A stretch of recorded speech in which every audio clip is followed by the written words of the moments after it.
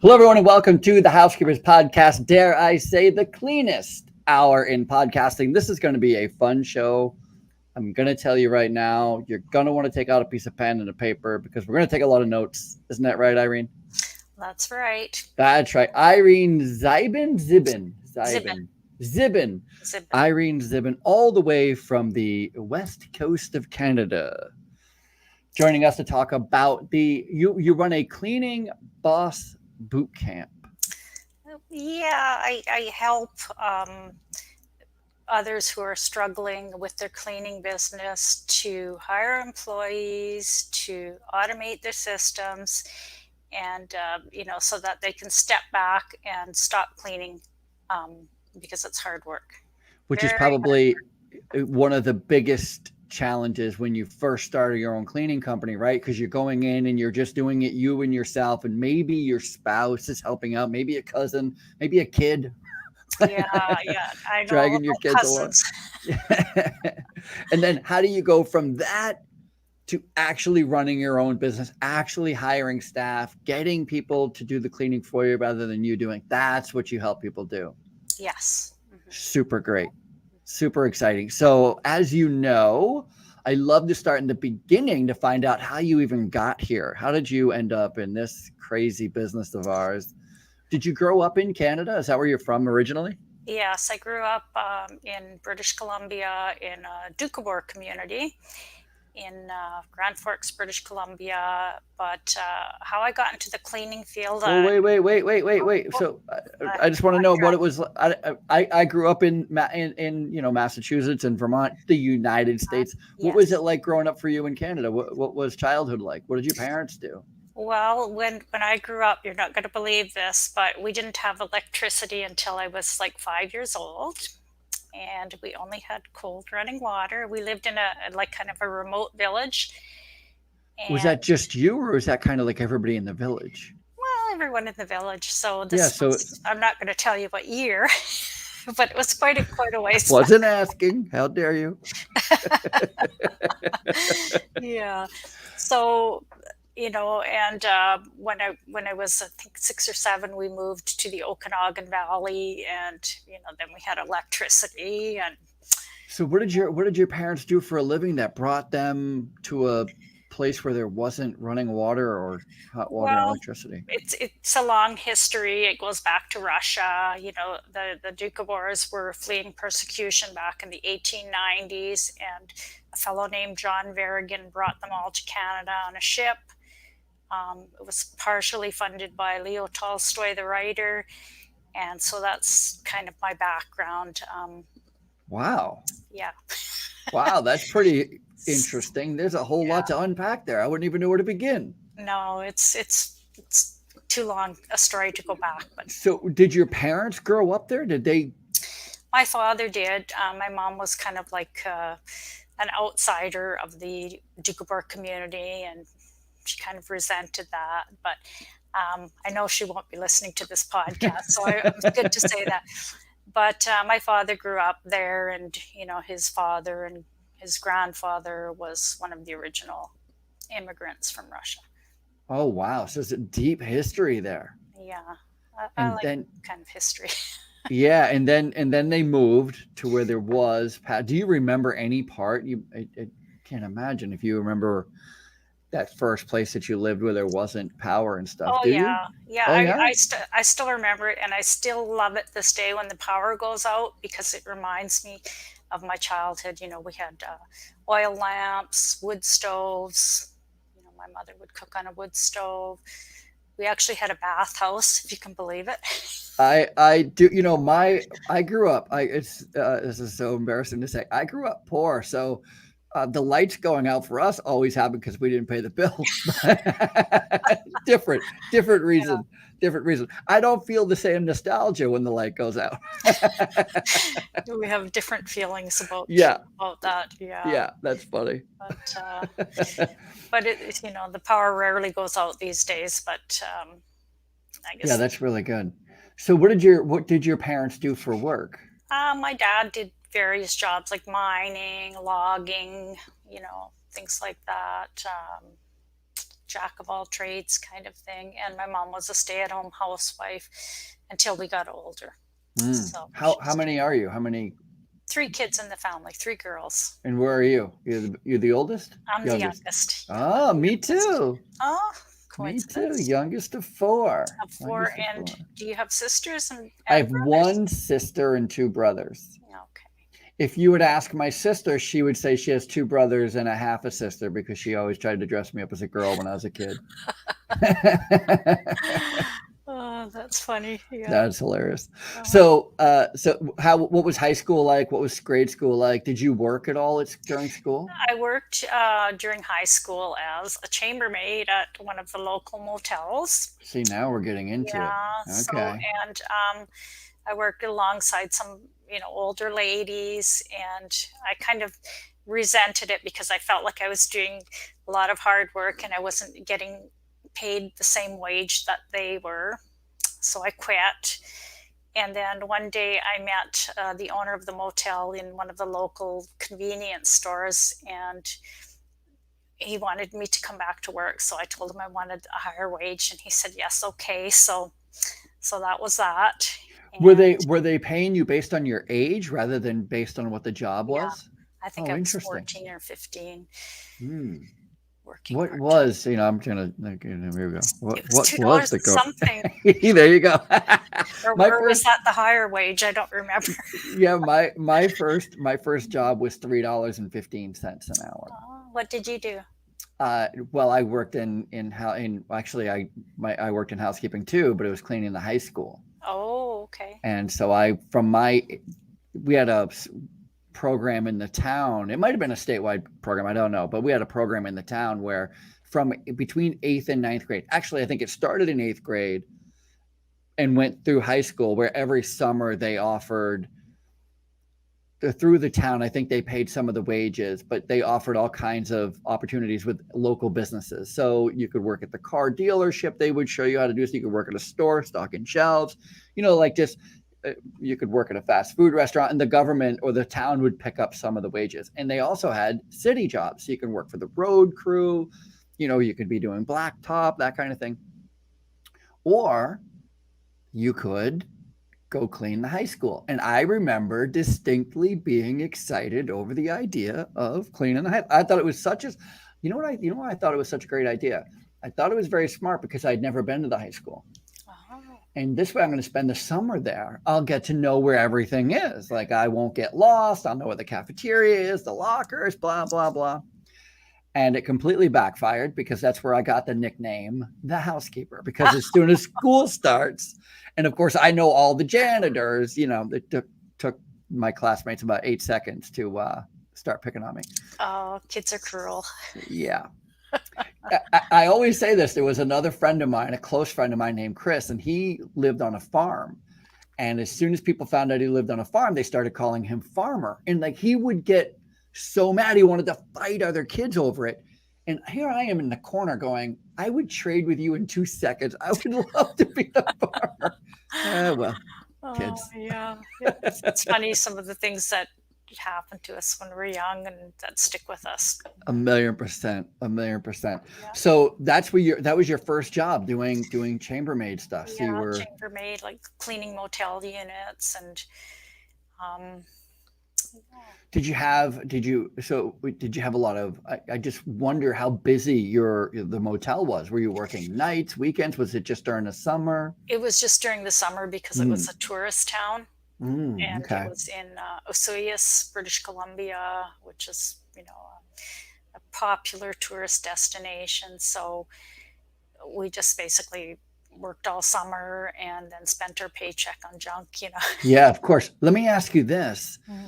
What were the rules like in Canada? Because my next job was working at a ski resort in Vermont, Oh, cleaning nice. condos. Mhm. Because skiers would come in, they'd rent a condo for a day or two, and then they would leave. And so we were turning over condos like you would a hotel room.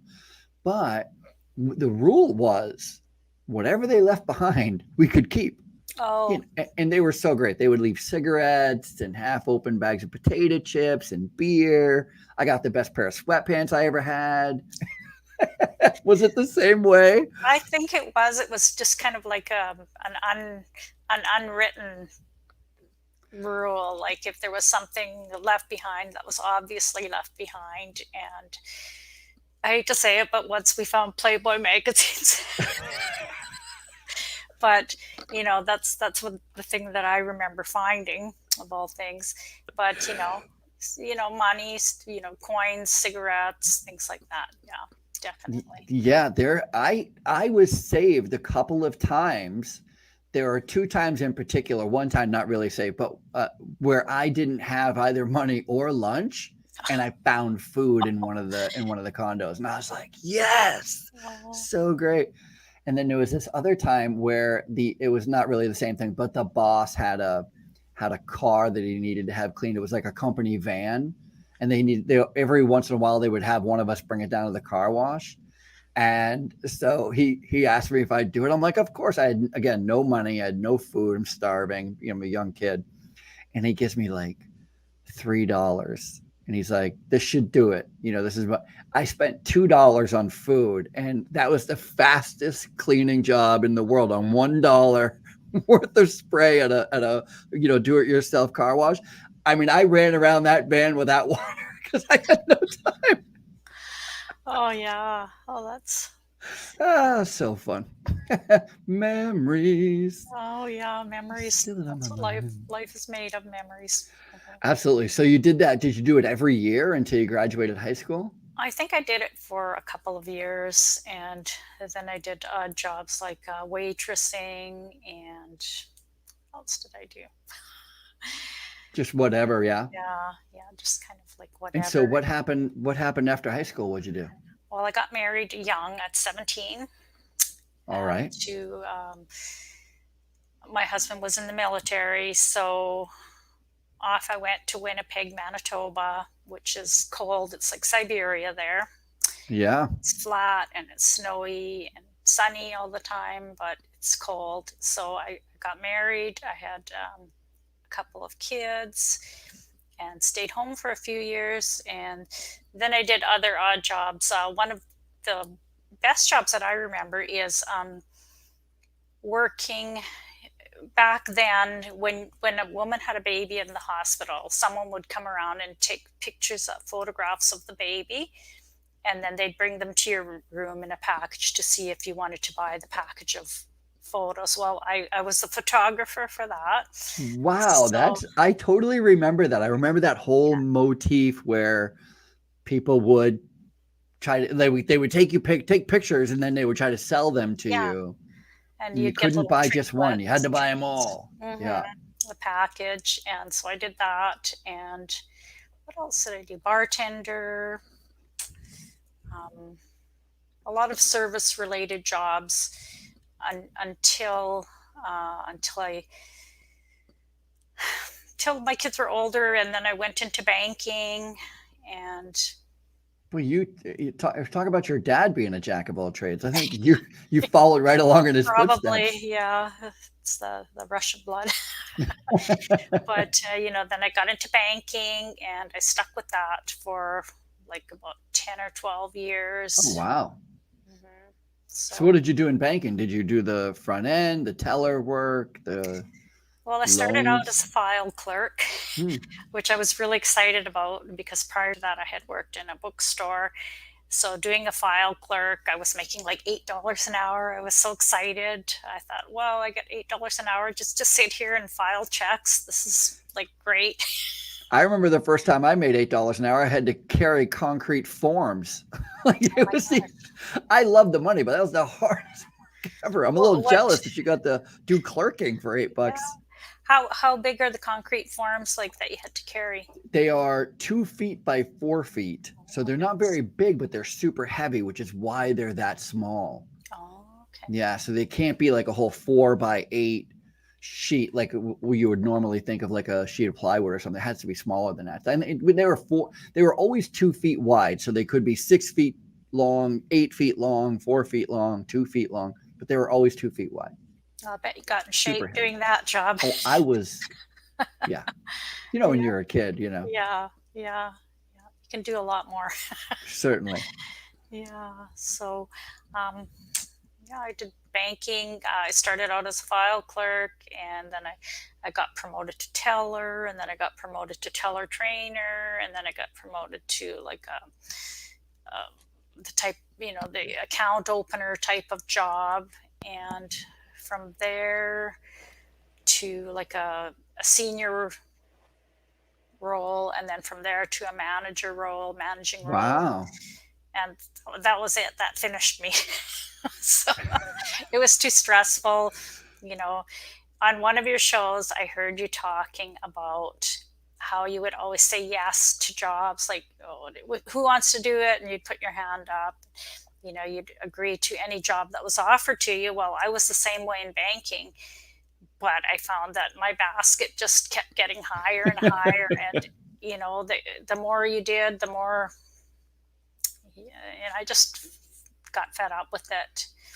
So that's when I entered cleaning. That's super great. And I gotta just to clarify a couple of things. So one, I was always saying no, and I was getting nowhere, which I think is where the word nowhere comes from you saying no to so many things. I have to write that down. It's pretty good. but and I was getting nowhere, and so I just decided that I was just going to start saying yes. I was just, I'm going to stop it, because there was a guy who also hated life, hated his job, and he was very vocal about it. And I kind of got sucked in with him. And so, as he complained, I complained. As he didn't like things, I didn't like things. If he said no, I said no. All of a sudden, we were known as like the no twins, and nobody wanted to hang out with the no twins, right? And so I had to reverse that. But to my good graces, because I didn't have to take that whole I'm saying yes to everything that comes my way. I didn't have to take that to the extreme. It was really quite quickly, like a few months before my big boss recognized that I was always the only one volunteering, and he stopped letting me volunteer, which was an odd thing I didn't see coming. Do you know what I mean? He's like, I need a crew to go to Maine. We're going to strip and wax some floors. I'm like, I'll go. You're always saying yes. You're not going. Who else? I was like, oh, I had the opposite effect than I thought. Well, that's kind of nice. You had a good boss. Yeah, he was a great boss. And then shortly after that, they asked me if I wanted to take this new position, promoted into a new position. And it was all because when they went and asked everybody about me, they all said the same thing. He's willing to do anything. And it only stemmed from me saying yes. It's crazy. Yeah, but it burned you out. Did you feel, that was my next question. Did you get burnt out? I didn't, because my promotion put me in a position that I'd never been in before. Oh, yeah. And so it was a super learning curve. It was very exciting. There was a lot of travel involved. And so I was really more. That position? I'm curious. It was a regional director selling housekeeping and laundry services to nursing homes, hospitals, senior care facilities, which is what I do still today. I love it. I just love it. Very interesting. Yeah. So I got to the point in banking where I would be driving home at the end of the day. My drive home was along the lake, Okanagan Lake. But I would be driving home, and I would think, I wonder, does everyone feel as stressed out when they're driving home, or is it just me, kind of thing? And so my sister asked me if I wanted to help her with her house cleaning business. So I would say, yeah, for sure. So she'd set something up on the weekend, and then I'd back out on her. Oh, you were one of those. You were a bad sister. Mm-hmm. Well, I didn't realize at that time what it takes to, set up appointments for cleaning and arrange for staff. But boy, I sure do now. Did you ever apologize in retrospect? Go, hey, remember I kept saying I would, and then I didn't show up. I feel your pain now. Yeah, I don't know if I did.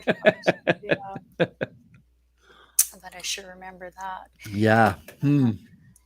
So, and let me see. So she was cleaning houses? Is that what she was doing? Yeah, she was a long-term care aide in a health facility, and she started cleaning homes, and she would come into the credit union where I worked, and she would show me her website. And when I would go to visit her, she'd open up her china cabinet, and she had this envelope stuck to one of the bottom shelves with, it was full of cash and checks, and she'd fan it out and show it to me. And I thought, well, maybe I should give this a try. Maybe I can make as much as I do at banking, maybe not, but I'll escape banking anyway. So I gave it a try, and Don't gloss over that. What do you mean you gave it a try? Tell me the oh, steps you took. Like how did oh, you even get your first client? oh, okay. Well, I cleaned with my sister. I was going to say, did you steal your sister's clients? No, no, I didn't. I didn't steal them because she lived about 45 minutes away from me, so I couldn't really. But I tried cleaning with her, and I remember going into the first home that I cleaned with her, and we cleaned for 2 hours each or something like that. But when we left, I said to the homeowner, "Oh, thank you for letting me into your home. It was a very, nice experience." And then when we got out into the car, she said, "Don't say that. It makes you sound like a criminal." So she warned me. So that's always stuck in my mind, you know. And so I cleaned with her for a few times. And then when I finally had enough of banking, I decided I was going to start my own cleaning business. So back then I advertised in the local newspaper. And I think my first cleaning job was one home for 2 hours every 2 weeks. And I started cleaning, and I learned that way. And Were you still working full time while you did it though? no, No, you completely quit without. Quit the banking. And I actually, between banking and house cleaning, I did another stint as a care aide for developmentally disabled adults. Okay. But so I was doing the house cleaning part time and looking after. Got it. That's a very important job. Yeah, it was very important. We did a lot of walking on that job, and did some house cleaning for the person I was looking after. But, Very yeah, cool. So you get your first client. You're booked 2 hours every week or every other week. every 2 weeks, and Mm-hmm. added a few more clients. And then I would have people contacting me, with bigger jobs, like say a move and clean that was going to take 10 hours. So I knew I couldn't do that by myself. So I had to hire someone. But first of all, I asked, family and friends, but that doesn't really work out. So As your sister told you. yeah, yeah. So it doesn't work out because, well, I hired my cousin, and she would do things like she would sit down on the sofa while she was dusting, and things like that. And what do you say? I think I employed the same person. What happened to you with what's your No, story? no, no. I mean, that's. I find that all the time. Yeah. It's. I'll walk into a residence room. Again, I work in healthcare, long-term care, senior care. I'll walk into a residence room, and it's not uncommon to find a housekeeper watching, television, sitting in a chair. Oh, no way. Yeah. Oh my goodness. That's yeah. Oh yeah, happens all the time. So, I hired my cousin, and then I hired another family member who refused to clean certain things because she would break her nails, and she didn't want to break her nails, things like that. So, but I finally ended up hiring someone who wasn't related to me, and that worked out. So I had Did now. how did you hire them? Was it like a on a call basis, or was it like just part time? Like you had a set schedule so you could say, hey, like every other week. Yeah, it was on a part-time basis, so I would make up a schedule, on a calendar, a paper calendar, and so they knew when they were working, and so forth. So, Where did you have? Were you doing that when you worked for the bank? Were you doing like scheduling and that kind of thing? well, I did have six employees that I had to schedule, Oh, and okay. back then we didn't have online schedules. Hmm. Everything was written out in paper. Yeah, it still is for us. We generally do everything by paper, just because we're always having to make corrections, Oh, okay, okay. and we post it so it's a piece of paper posted at the time clock. Uh-huh. And so it's the Yes. type of thing that it starts out a regular piece of paper, and then by the end of the 2-week period, it'll be like a thick piece of cardboard because we've whited out, rewritten, whited out again, rewritten. There's so many call outs and changes. I found that like when I was started to really grow my business, I went from 2 employees to 3, then 4, then 5, and I had one of those big desk calendars. And I was sitting at the car dealership having my car serviced and working on my schedule at the same time. And I remember an elderly gentleman came up to me and asked me if that was the biggest schedule that I could find. And it was just a nightmare, Yeah, as you know. scheduling is tough. That's why I asked where did you get your experience from? So it makes sense you would have gotten it from the bank.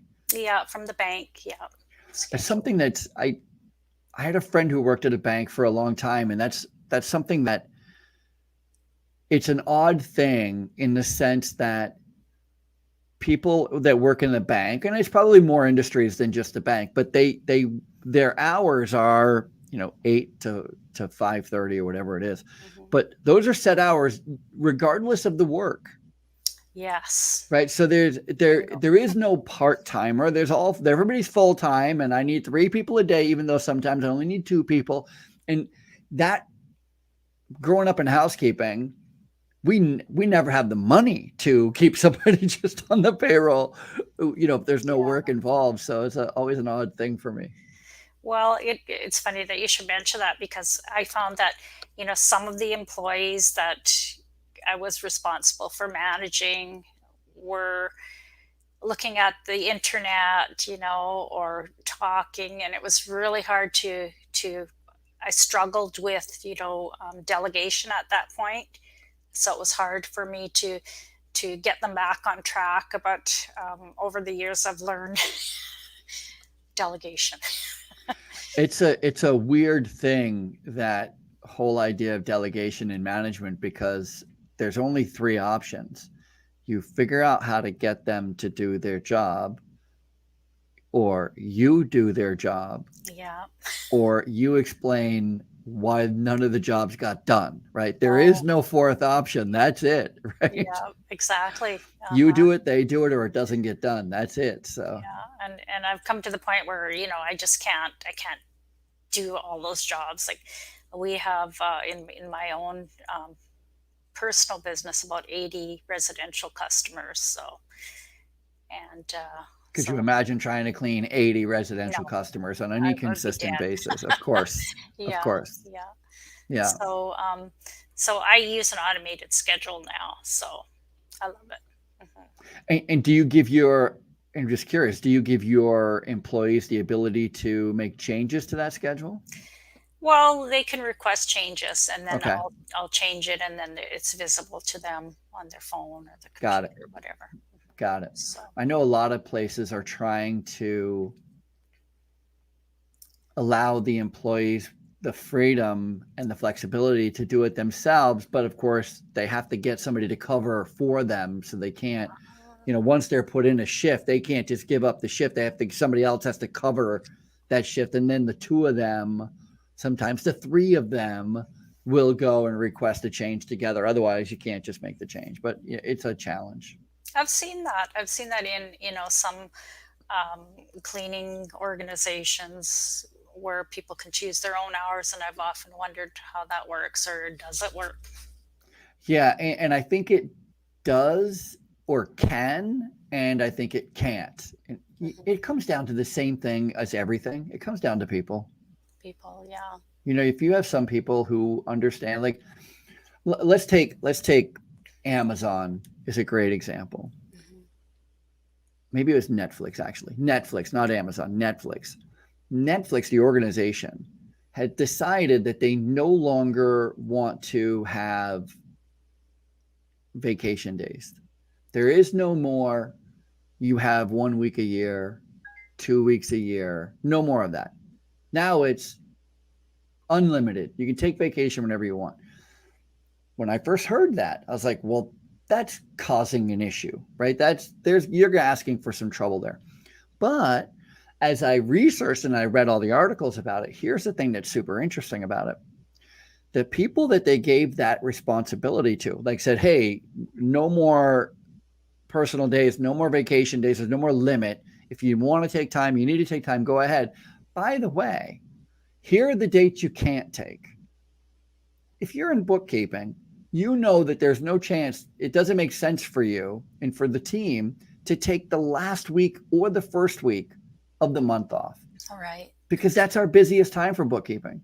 And so then you're like, oh, okay. So you're given the parameters because everybody understands the business. So then again, it's not so much the parameters, it's the employees who understand and appreciate and respect the parameters. That's what really counts. Exactly. Yes. Yes.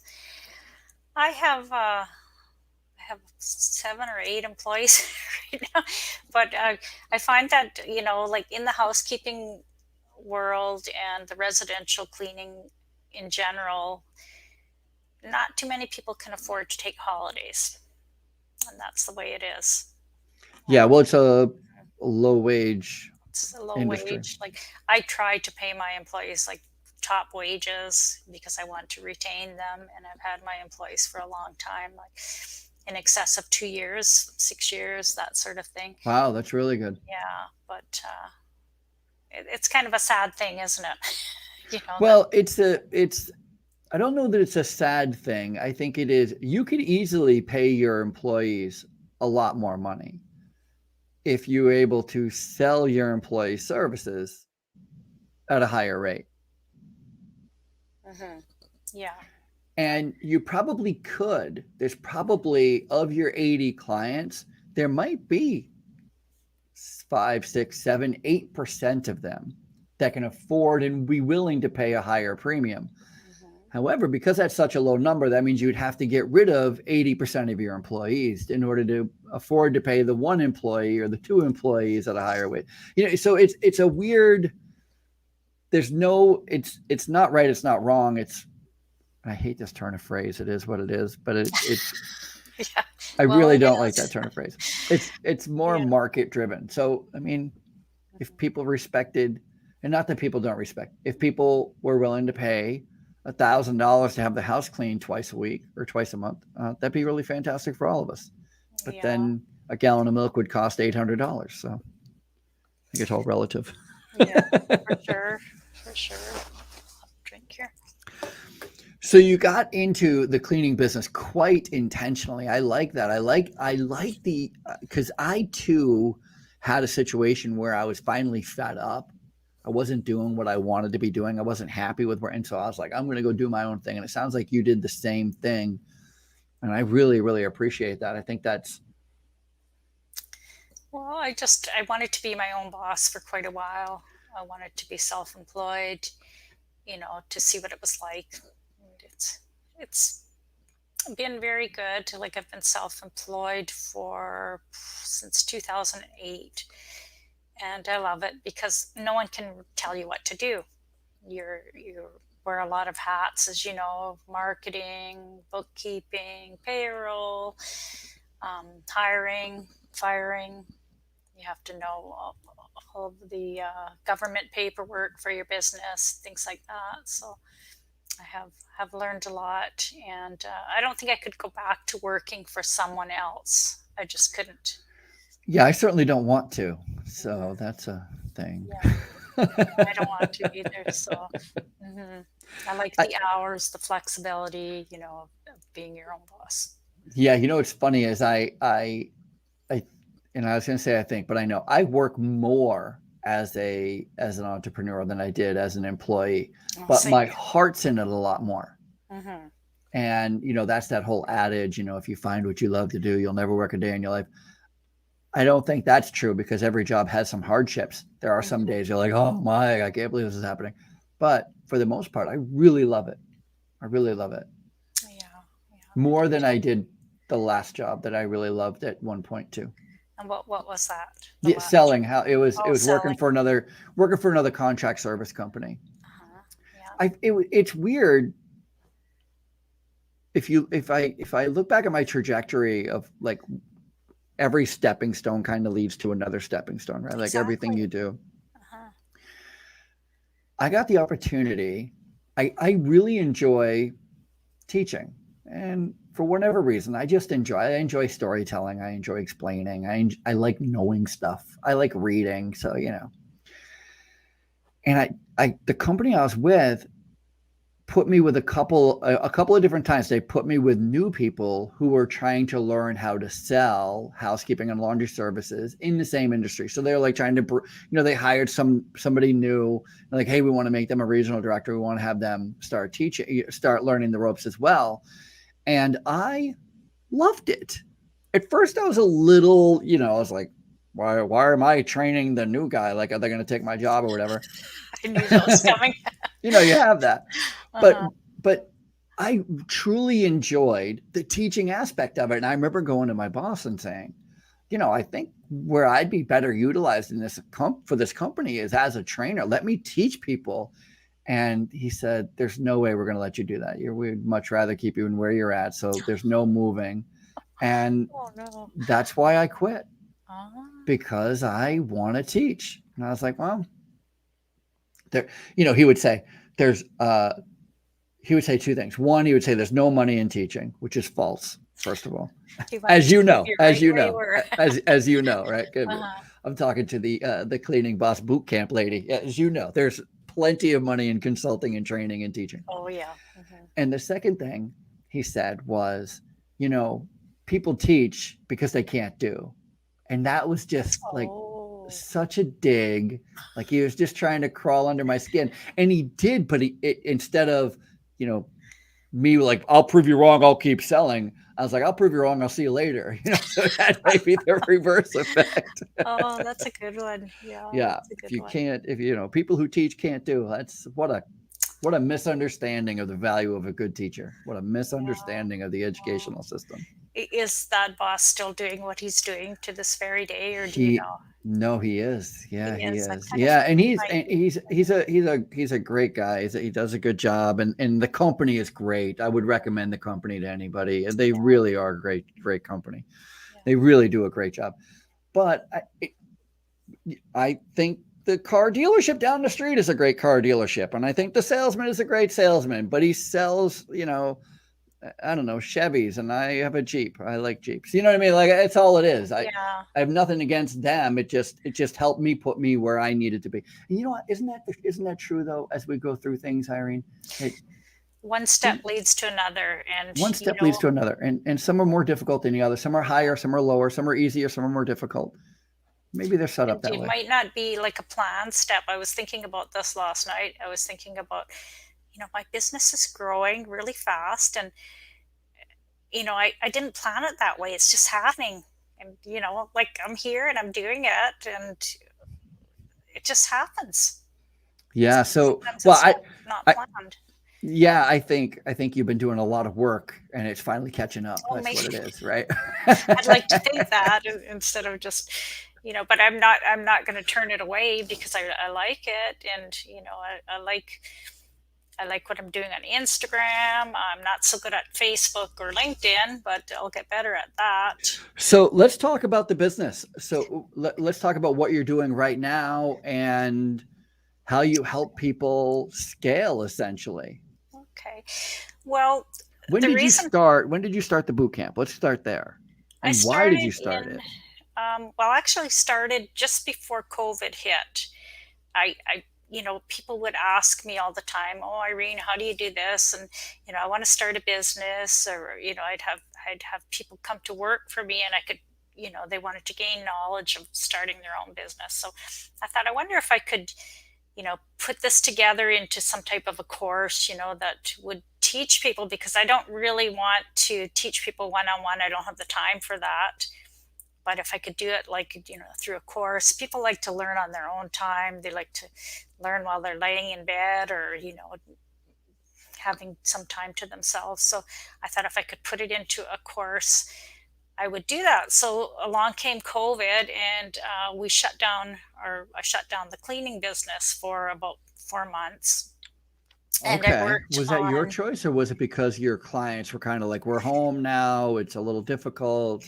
It was just, like all the businesses basically shut down, and no one no one was going out. We weren't doing anything. People were staying home. Kids were staying home from school. Mm-hmm. So I worked on my online course. I would work, from maybe 6 or 7 in the morning till 2 in the afternoon, putting this together. And it was a real learning curve for me. I had to learn PowerPoint. That's where I got this headset from doing my course. And I see it's come in handy now. It sounds Oh, wonderful. good. That's good. And so I worked on getting my course. And at the same time, I, had to find, people that were interested in my course. So people said, well, try Instagram. So I did. And I love Instagram. That's my favorite social media platform.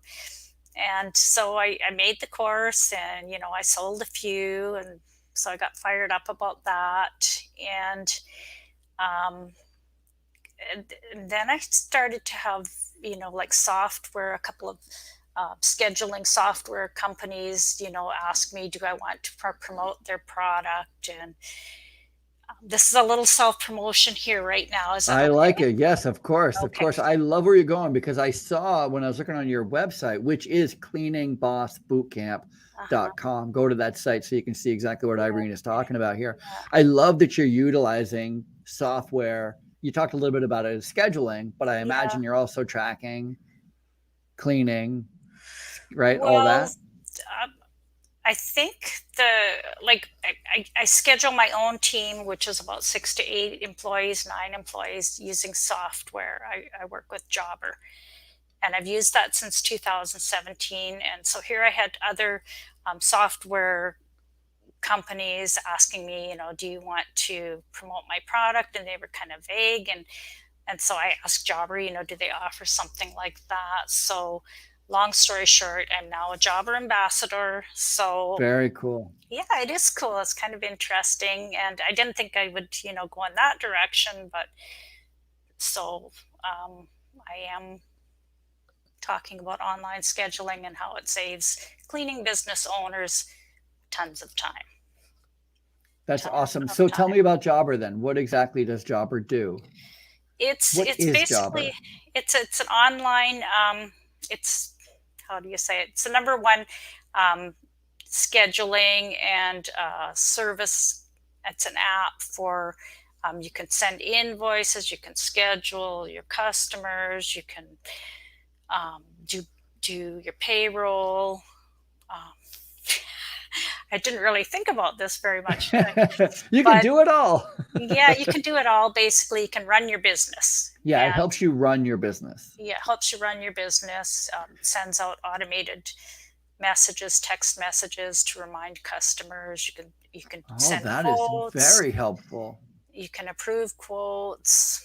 You can put an online booking form on your website. Using, oh, really? Yeah.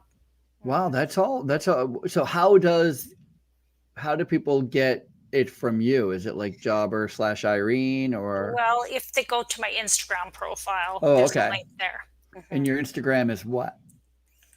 It's Irene Zibin, at Irene Zibin, So and I'm going it's to put it in the chat at Irene Zibin, Zibin. and it's also called Beyond Cleaning, because And that that's is where we on. want to go, beyond cleaning into running our business from home. It's a lot easier than cleaning, guys. Yeah, no question. You know, that's funny. Beyond cleaning. You know what's funny about that? Forgive me for this little diatribe, No, no, no. but I was just recently attending a webinar, cleaning. Well, it's a cleaning service webinar, and put on by this organization. It's really great. It was really helpful information. But there was a guy on there, and he was talking about customer satisfaction surveys and trying to determine whether or not you're doing a good job or not doing a good job. And he has a 1 through 5. A 1, we're not doing a good job, and a 5, we're exceeding your expectations. And anytime I hear the idea or a survey form with the turn of phrase exceeding expectations, my head wants to fall off my shoulders, because it drives me insane because we're setting ourselves up for so much failure. Because, and I would only say it's like this because I would much rather maybe a 3 or a 2. Let's say it's a 3 point, and it's either we're not doing it, we're doing okay, or we're doing it as expected.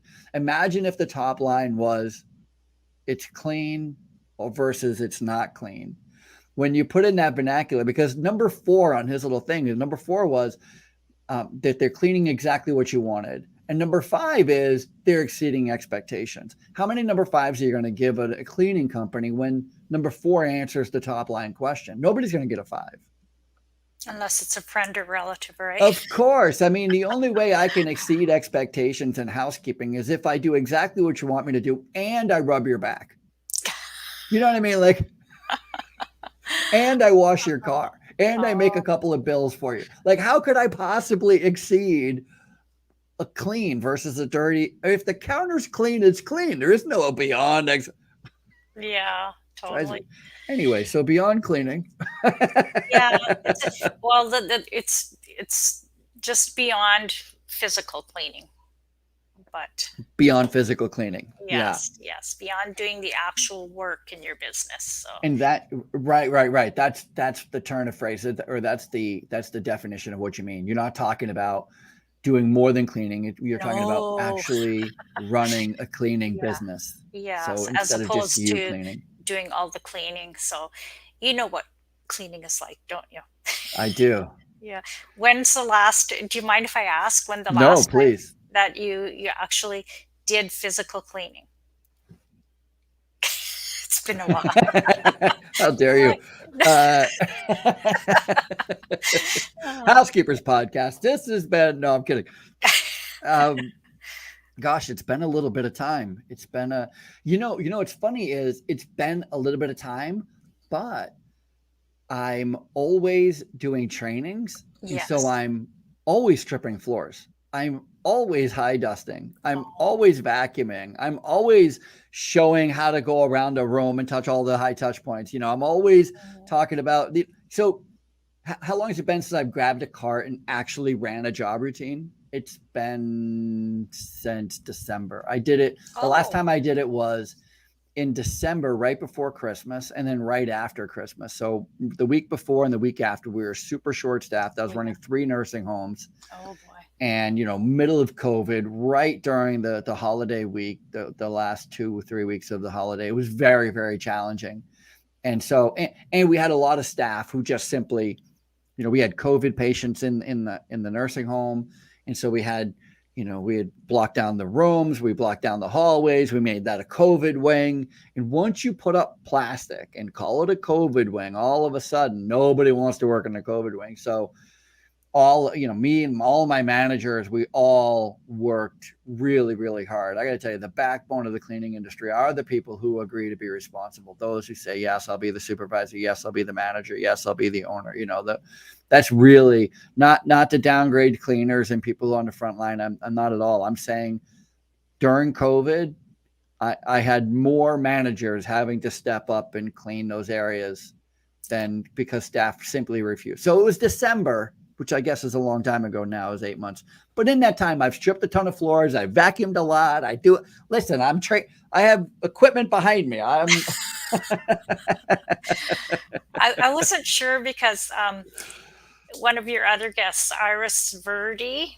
Iris Verdi. Yeah, she runs a Yes. hospital in Delaware. Okay. She runs a hospital. But I remember watching one of your podcasts, and she mentioned that something like 22 years ago, she was going through a management training program, and one of the expectations was that she would have to spend a week doing the type of house cleaning that you just explained. So she said it was really hard. She remembers it clearly to this day. She would come home, her her feet would be sore, her back would be sore, her arms would be aching. But she said it was a valuable experience to go through because now she knows what, the cleaners actually go through, and it's helped her with her management skills or something like that. But that stuck in my mind because I know what it's like too. It's not easy. It's hard. Yeah, 1,000,000%. You know what she was speaking about, and by the way, that company that I worked for before I went out on my own, they make everybody.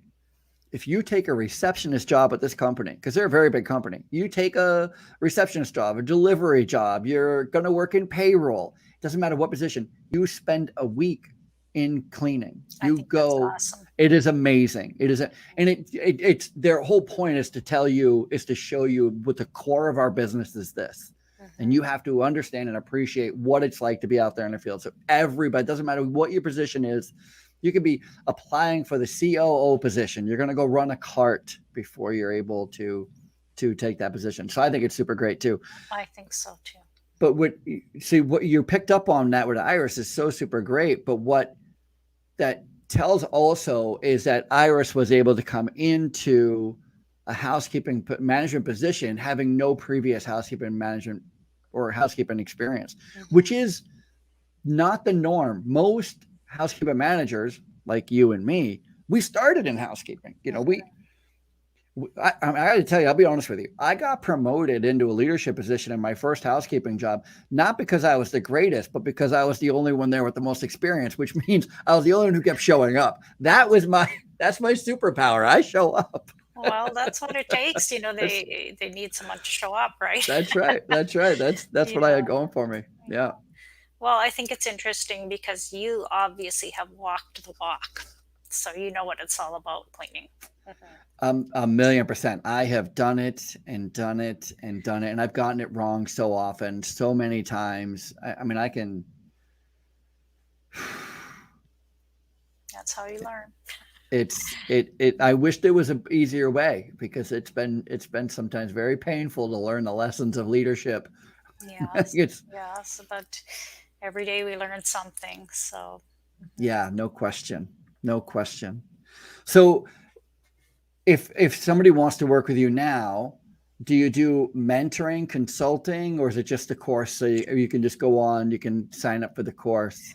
it's just a course for now. Okay. I simply don't have the time to do one-on-one coaching, and I've had a couple of couple of my followers ask me if that's something I would do, and I actually went as far as trying to set it up on a Teachable platform, but my heart's not in it. So yeah, no, I understand. It's not, if you haven't got two things, right? If you don't have the time, and B, it's not something you're passionate about, then why are you wasting your time doing it? Right. Yeah.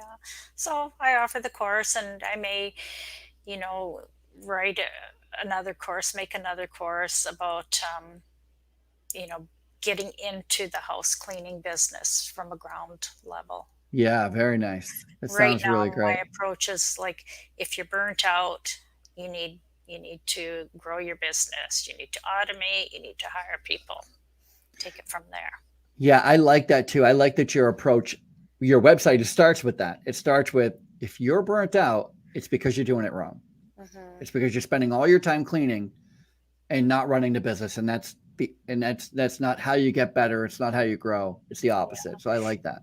And a lot of people are like, they're stuck in that position because they have bills to pay, and they come home at night and they flop on the sofa, have something to eat and watch Netflix, because they don't want to spend their free time studying or searching for answers, or so what my course does is it just provides all of that in a quick 1-hour course. Yeah, that's really awesome. So how do people find you? How do they get a hold of you if they're near Vancouver? Is that where you are? Near Vancouver? Yeah, near Vancouver, British Columbia. So if somebody wants to, like, I heard Irene, I want her to clean my house. How do they get a hold of you? Oh, no, I don't clean. We only clean in our small community. Oh. Yeah. You're not taking any more clients. Well, we're taking clients. Like, I just hired 2 new people this week. Oh, wonderful. But we don't go far. Like, I don't send my teams out farther than the city that we live in, which is Abbotsford, British Columbia. Okay, so if they're in Abbotsford, British Columbia, we'll take them. I have to write that down. How do you spell Abbotsford? Abbottsford, It is British Ford, Columbia. British Columbia. Yeah. I wasn't sure if you were saying Ford, like the Oh, car. oh, yeah, Abbotsford. Abbott's Ford. Mhm. Yeah.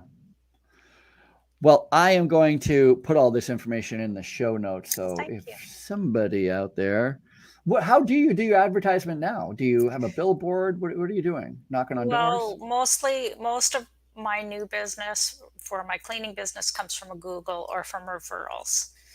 And I hate to say it, but I don't spend a penny on Google. Google is awesome, but I don't spend money on ads. So what do you mean? How do you do it with Google? Well, you list your business on Google, Mm-hmm.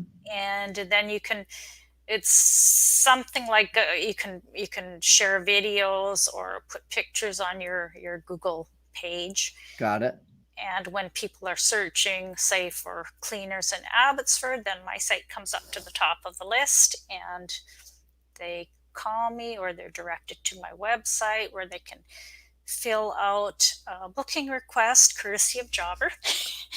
And sometimes I'll wake up in the morning and I have a request to respond to, or That's awesome. Mhm. I got to keep that in mind. Jobber. Oh, We're gonna go to Irene Zibin yeah, Zibin Zibin. at Irene Zibin on Instagram, and that is Yeah. where we get the link so we can connect with you through Jobber. Yes, you would actually get a discount if you clicked on that link. What? There's even a disc. Wait a minute. That makes it Discount, better. I do discount. enjoy Yeah, a discount. yeah.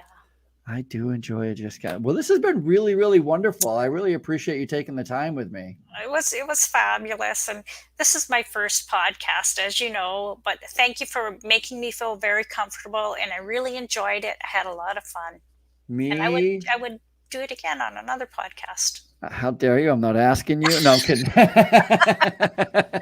Oh, was it that bad? No. No, you were Okay. perfect. It I was enjoyed so it great. So tremendously. great talking to you.